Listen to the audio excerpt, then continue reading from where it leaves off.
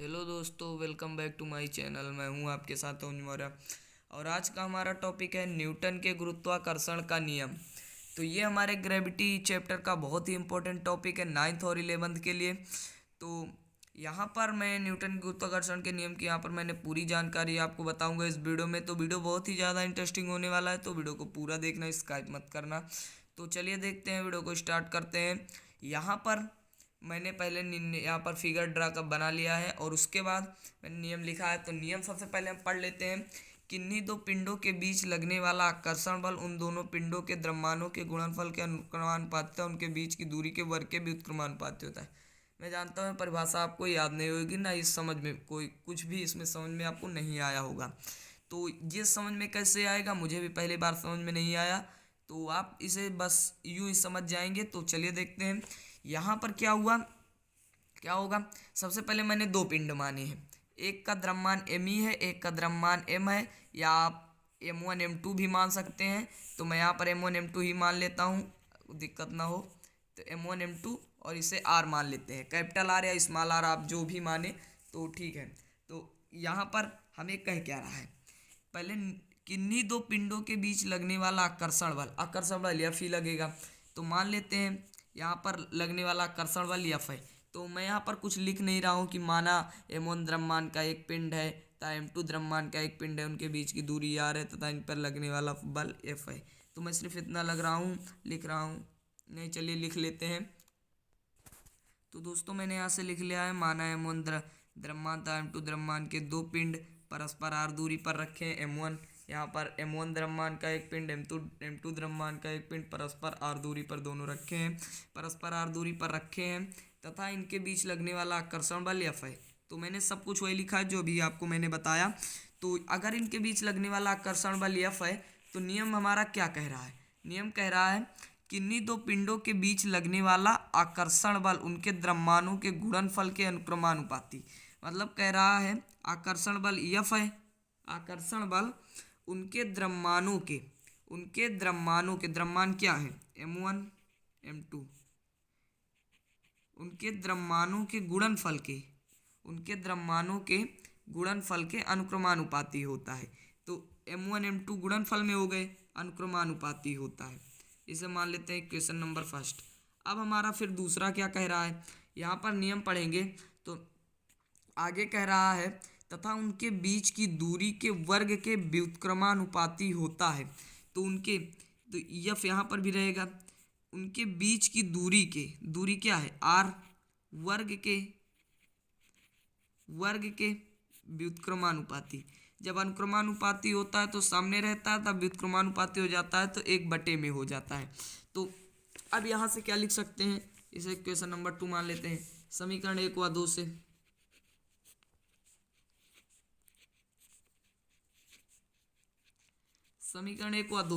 समीकरण 1 हमारा क्या है F, इस पर यहाँ पर दोनों में एक पक्ष बराबर है तो यहाँ पर इसलिए दोनों पक्ष बराबर हो जाएगा। F is proportional that m1 m2 अपान में r स्क्वायर कर सकते हैं। यहाँ पर भी F, यहाँ पर भी F, यहाँ पर ऐसे कर देंगे तो यहाँ पर ये आ जाएगा। तो यहाँ पर ये हो जाएगा। अब यहाँ पर क्या करना होगा हमें, ये हमें प्रोपोर्शनल हटा देते हैं। तो F यहाँ से जब हटेगा तो यहाँ पर एक कांस्टेंट आ जाता है और वो कांस्टेंट यहाँ पर होगा G।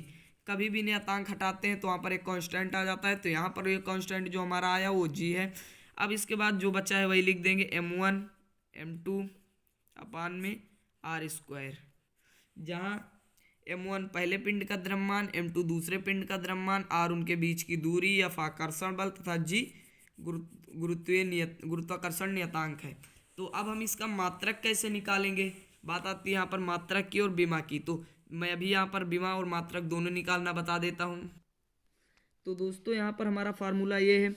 अब यहाँ से हम G की वैल्यू निकाल लेते हैं। G की वैल्यू निकालने के लिए क्या होगा हमारा FR स्क्वायर अपान में m1 m2 is equal to G हमारा हो जाएगा। यहाँ पर सब तिर्यक गुणा किया गया, G को यहाँ पर रख लेंगे, G को नहीं हटाएंगे, m1 m2 नीचे आ जाएगा और स्क्वायर ऊपर चला जाएगा। तो अब यहाँ से हम मात्रक आसानी से लिख सकते हैं। बल का मात्रक क्या हुआ न्यूटन, लिख लेते हैं।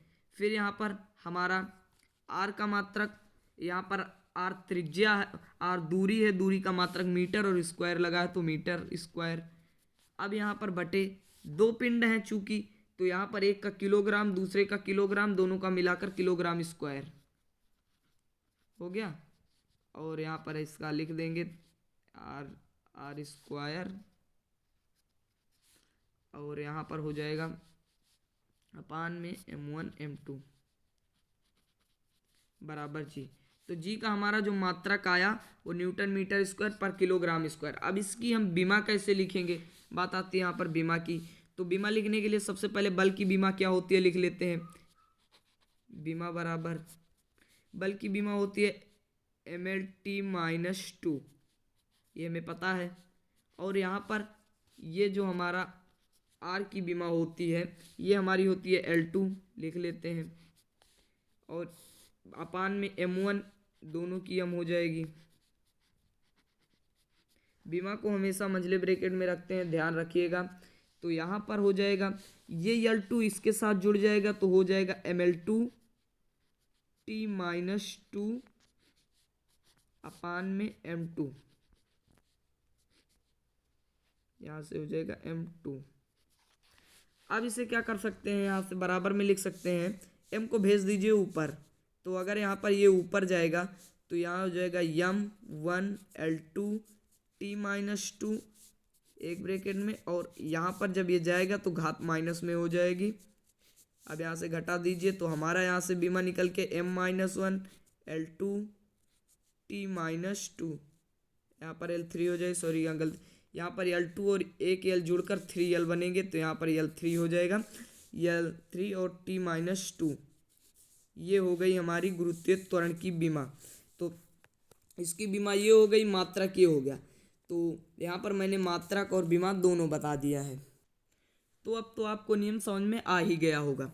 तो किन्हीं दो पिंडों के बीच लगने वाला आकर्षण बल, यहाँ पर मैंने बताया किन्हीं दो पिंडों के बीच लगने वाला आकर्षण बल F उनके द्रव्यमानों के गुणनफल के, द्रव्यमान के गुणनफल के अनुक्रमानुपाती हो तथा उनके बीच की दूरी r है तथा उनके बीच की दूरी r के वर्ग के व्युत्क्रमानुपाती होता है।